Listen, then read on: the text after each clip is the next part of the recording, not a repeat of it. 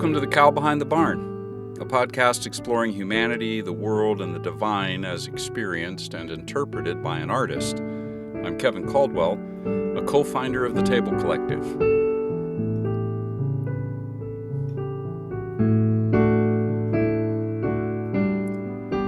Before getting into the topic itself, which is the nature of the world, and the Quran joins the conversation, I want to begin with a poem I wrote some years back called Truth and Truths, because this podcast is in many ways a sort of extended application of what that poem is attempting to imagine. Truth and Truths. When my truths, hummed in this key, and your truths, hummed in that, meet, and meeting shed each discordant note, align to one true chord, find flight and give voice to living words, then every song will echo, thronging, vibrant, alive, shimmering in a vast chorus of our varied truths, woven in one united opus, and all, and each, together, with full-throated glee, we will know and name the truth.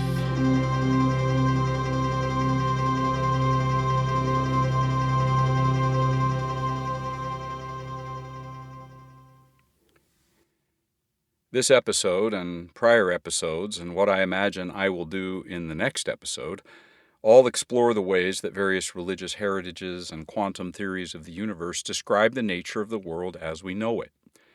I bring all of them to the table, as it were, because I assume that they all have something to tell us and to tell each other. They can all learn from each other, and thus we can learn from all of them. My hope in the next episode is to get to the point of sharing how I, at least, have been putting together what I've learned from these companions about how I would answer the questions that have surfaced about the universe. Is the stuff the world is made of eternal? Are there multiple worlds? How does quantum entanglement affect everything?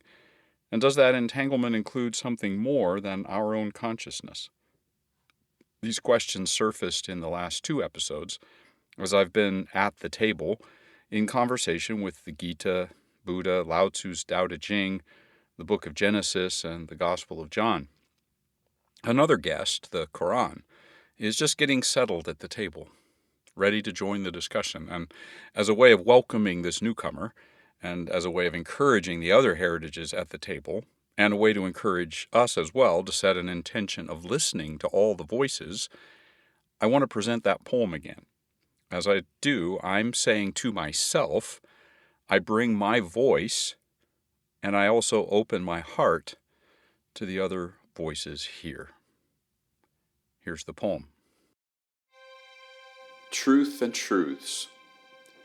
When my truths, hummed in this key, and your truths, hummed in that, meet, and meeting shed each discordant note, align to one true chord, find flight and give voice to living words, then every song will echo, thronging, vibrant, alive, shimmering in a vast chorus of our varied truths, woven in one united opus, and all, and each, together, with full-throated glee, we will know and name the truth.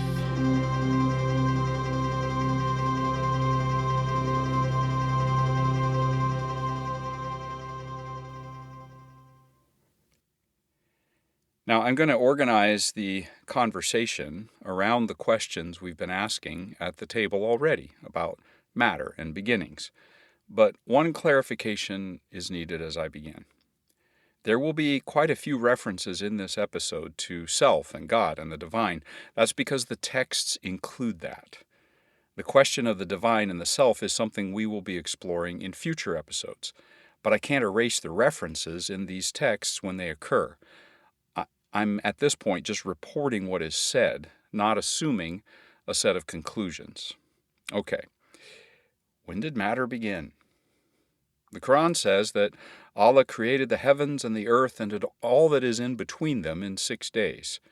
The mention of 6 days clearly echoes what we saw in the first account in Genesis, though the Quran makes it clear that the word day can be understood to be a long period of time.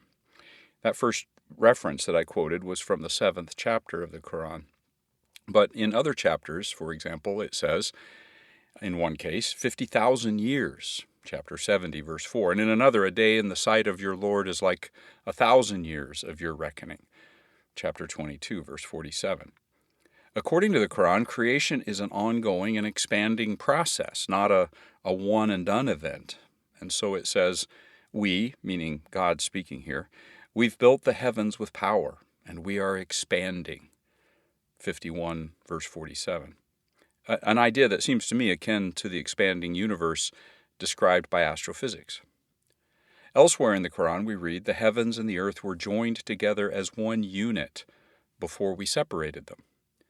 Genesis referred to something akin to this idea of an indistinguishable mass, if you will, but in Genesis the vocabulary used could suggest that pre-existing matter was the stuff from which creation was then shaped. The Quranic view is more direct, that the stuff itself was made at a point in time, and the sayings of Muhammad that are recorded outside of the Quran and other later Muslim interpreters are also clear that prior to the creation of the world, nothing except God existed. Well, what is it? What is matter that got created? What's the nature of this stuff that makes up the world? The Quran says that Allah made from water every living thing, chapter 21, verse 30, with just one exception. We created man from clay, mud molded into shape, chapter 15, verse 26. It would be really fascinating to explain the water reference, but I can't pause there at this point. The Quran also describes the nature of the world as full of signs, as being a sign. And so, quote, in the heavens and the earth are signs for those who believe, and in the creation of human beings and animals, night and day, and sustenance from the sky, and in the change of the winds, all are signs. Chapter 45, verses 3 and following. Now, the word for sign is the same word that is used for the verses of the Quran. The Quran is a revelation. Everything in the world, then, is also revealing something of the divine. Both are, you might say, holy books. Well, is there one world or are there a lot of them? The very first chapter of the Quran includes the statement that God is Lord of the worlds. The Arabic word used there, al-alamin, my pronunciation's terrible, forgive me, is a plural form of alam, which is already itself a plural word. It has no singular form. In a sense, it's a plural of a plural, indicating worlds of worlds. While some interpret that phrase to indicate simply that every type of thing in the world is like a world inside this one world, most interpreters say that this world we know is just one world among many others, as many as 14 or 18,000, even 40,000 worlds. Well, what of entanglement? The Quran emphasizes that there is one God, not only singular in number, but also singularly unique, and in many ways separate from everything else. Well, what implications does such a view have for what I've been calling entanglement, interconnection? There are two dimensions to how I see the Quran's reply to that question. Remember that plural term for worlds in the Quran. Some commentators suggest that the term refers to humans and to the jinn and to angels, even the devils, to sentient beings. So worlds, according to those commentators, are not places or things, but beings. And sentient beings share cognitive environments, ways of seeing and framing the world which shape how we experience the world. This is a view actually very close to the sort of psychic entanglement we found in the Buddha's teaching, that our perceptions of the world are the world we know and experience. Our shared mental maps form ways of perceiving the world and are, in that sense, the worlds that we live in. And as different people interact with each other, we all affect each other's ways of experiencing the world, and thus, at least the cognitive level, our worlds change and merge and become entangled. There's another way of describing entanglement, however, in the Islamic religious heritage. Within Islam, the various Sufi orders emphasize the pursuit of the mystical element of religious experience, including pursuit of the experience of some form of union with the divine. They draw their inspiration for this from many places in the Quran, including a verse of the Quran known as the light verse, or the verse of light. It's chapter 24, verse 35, and it begins this way: God is the light of the heavens and the earth. God is the light. Every light in the heavens and the earth, according to this verse, is from God, from the divine light. Nothing else has light of its own. In addition to physical light, this includes the light of wisdom and guidance, the light of our respective cognitive environments. All of it stems from the divine light. This light is present in everyone and everything in the world.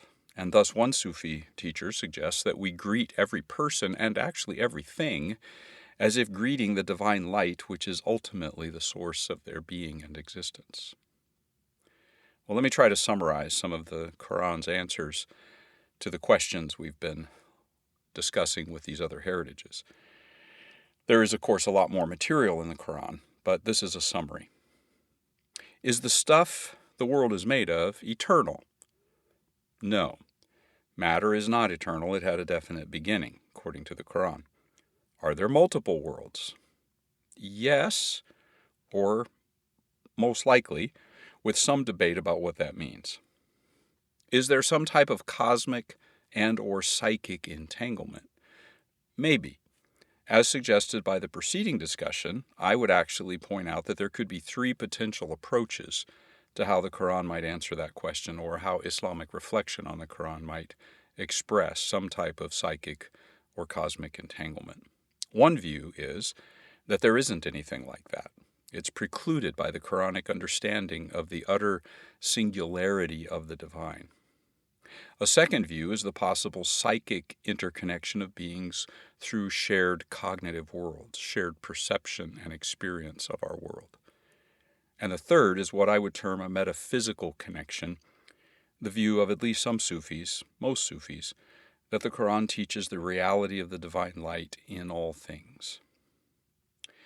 All right, well, with everybody at the table, how might we start to summarize at least how these religious heritages view the world? Having allowed the Quran, as it were, to sit down here at the table and pull up a chair, let me try to summarize how these different heritages are viewing things. Or maybe going back to my earlier poem, it's time to see how the different melodies might harmonize or not. Let's start with the nature of the world/worlds. In the Gita, there are multiple eternal cycles of multiple eternal worlds. And the Buddha also spoke this way: multiple eternal cycles of multiple eternal worlds. For Lao Tzu, the world as we know it is a result of a generative process which creates and also sustains it. But is the world eternal? Is there just one? Lao Tzu doesn't actually speak to that situation. Now let me just summarize that those three would all in their own ways share the view that we don't know what the world is, because we don't know it as it actually is. Everything we know of the world is shaped by our own perceptions, misperceptions, illusions, and desires. Let's turn to Genesis and John. In Genesis, there's hints in the text that suggest multiple worlds. It mentions heavens, for example, and we saw how the rabbis addressed that, and that matter might pre-exist the creative act that shaped the world we know. Most rabbis said that creation came from nothing, but we noted that the text itself doesn't require that interpretation. And like Genesis, John's Gospel doesn't speak to the question of whether the world came from nothing exactly. And early Christian thinkers seemed very willing to entertain the idea that matter already existed before creation. As to whether there's more worlds than just this one, it wasn't a question John seemed to be asking, and thus not a question that he answered. Now, I would love to hear how Genesis and John would respond to the way that the Gita and the Buddha and Lao Tzu see all this, and vice versa. Relative to the origins of matter and the different worldviews of the texts that we have looked at, The texts were using the language available to them to describe things shrouded in mystery, and thus I plan to return to this topic in the next episode when we explore more fully the ways that recent developments in physics might contribute to the conversation. But before that, what about entanglement? If all the heritages were in fact seated at the same table, talking or singing together, one of the themes, whether the metaphor refers to a conceptual or a musical theme, I can imagine surfacing at some point is the theme of light. Probing that theme has given me some common language to compare the views of these texts and teachers related to how they see cosmic interconnection or don't. So let me try to illuminate, as it were, what they say about light. The Bhagavad Gita. In chapter 13, verse 18, the Gita describes ultimate reality, Atman, the self with a big S, Brahman, as the source of light in everything that has light, entirely beyond the darkness of ignorance. He or it is knowledge, the object of knowledge and the goal of knowledge. He or it dwells within the hearts of all living beings. This is the foundation underlying the possibility for human beings to seek and receive illumination. The process of illumination the Gita teaches is a path of devotion and self-knowledge, allowing one to discern and choose the right paths in every situation. But the possibility of such illumination is rooted in the connection between our small s selves, small a Atman, and the capital S self, capital A Atman. The theme of light is a way of describing entanglement. The teaching of the Buddha. At the risk of oversimplification, in different streams of Buddhist thought, there is a metaphorical way and a metaphysical way to explain the image of light in the teaching of the Buddha. In the metaphorical way of thinking, light is used to refer to how wisdom, light, dispels ignorance, darkness. Pictures of the Buddha often include a halo of light around his head, symbolizing his own enlightenment and the light of wisdom that he makes available to others.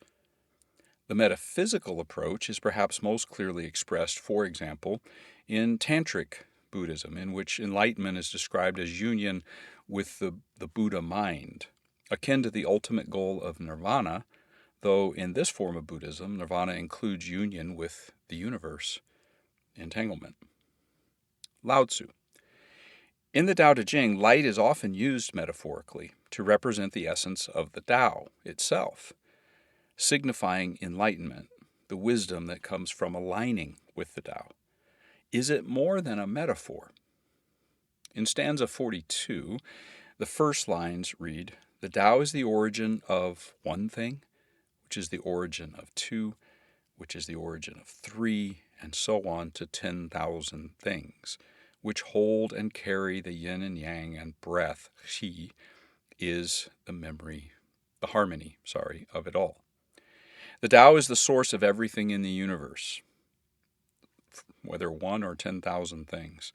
And the Tao Te Ching makes it clear that this is not just in the sense of a once-upon-a-time event, for the Tao is, according to the Tao Te Ching, the ongoing, continual, generative process by which everything is constantly created and renewed.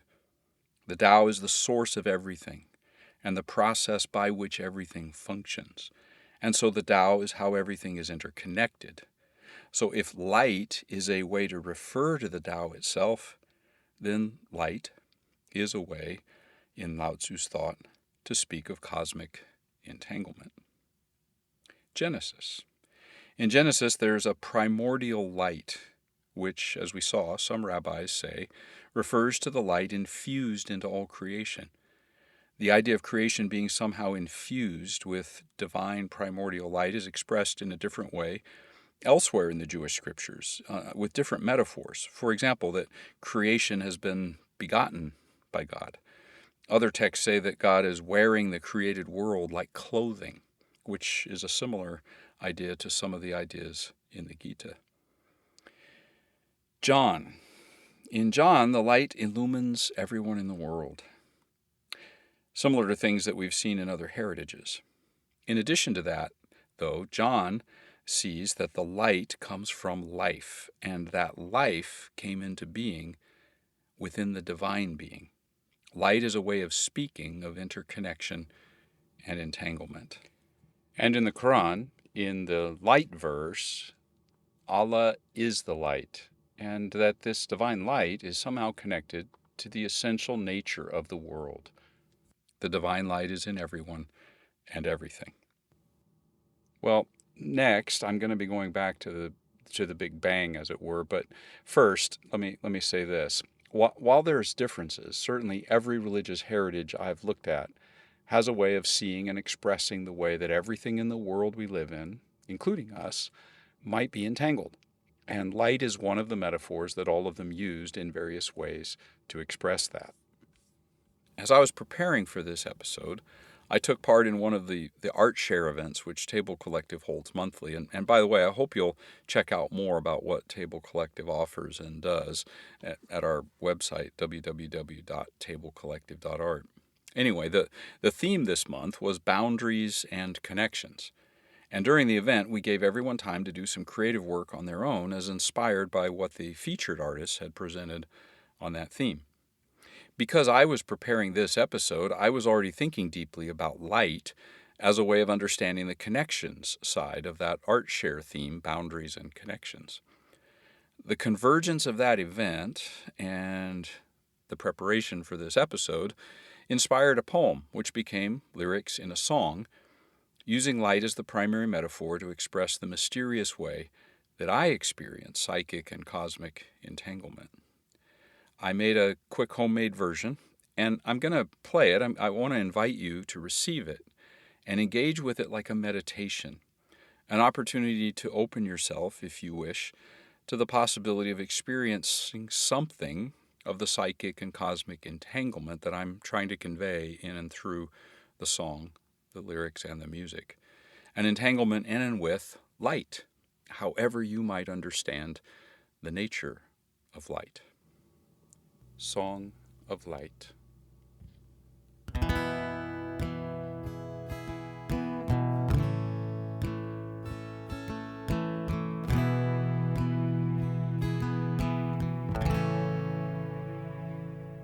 Light is falling into my window as light as feather in my hand. Light, a moon is lace on cinders, tongues of light in woven strands. Light is falling, light is falling,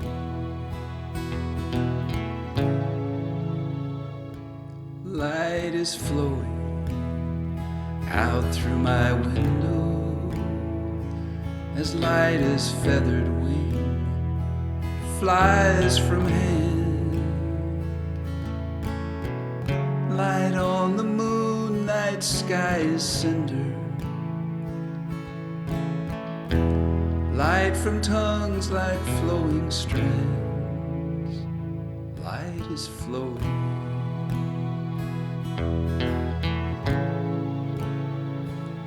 Light is flowing.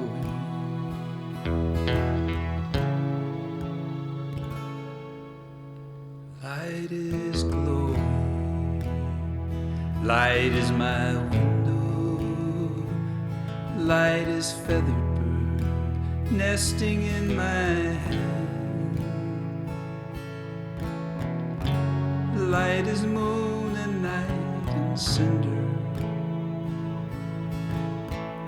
Light is words on tongues, glowing strands. Light is glowing.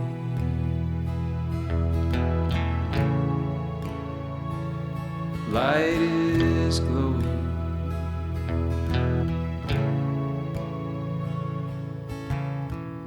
Night is falling into my window as light is feather in my hands. Light of moon is lace on cinders. Tongues of light fall in woven strands. Light is flowing out through my window as light as feathered wing flies from hand. Light on the moon, Night sky is cinder, light from tongues like flowing strands. Light is glowing, light is my window. Light is feathered bird nesting in my hand. Light is moon and night and cinder. Light is words on tongues, glowing strands.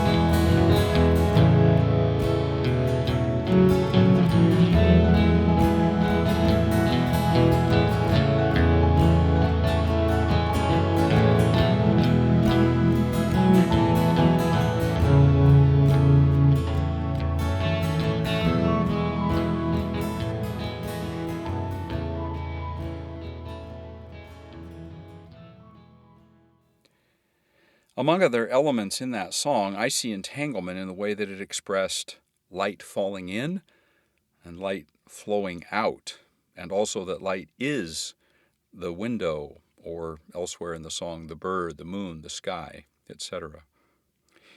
In prior episodes, I referred to quantum physics here and there. I think it's going to be time to bring that more explicitly to add to the music and conversation going on at the table.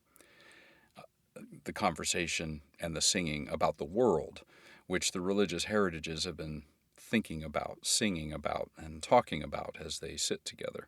I'm trying to mix all the metaphors I've been using. So in the next episode, I'm going to pull up another chair to the table for a new guest, quantum physics, and invite them to respond to the questions the others have already been discussing. After quantum physics has their turn, I'll try to summarize how the whole process is shaping my views about what the world is. Whether the stuff of the world is eternal. Are there multiple worlds? Does quantum entanglement affect everything? And does that entanglement include something more than our own consciousness? Although in relationship to that last question, I'll only hint at some of my thinking because we haven't gotten there yet.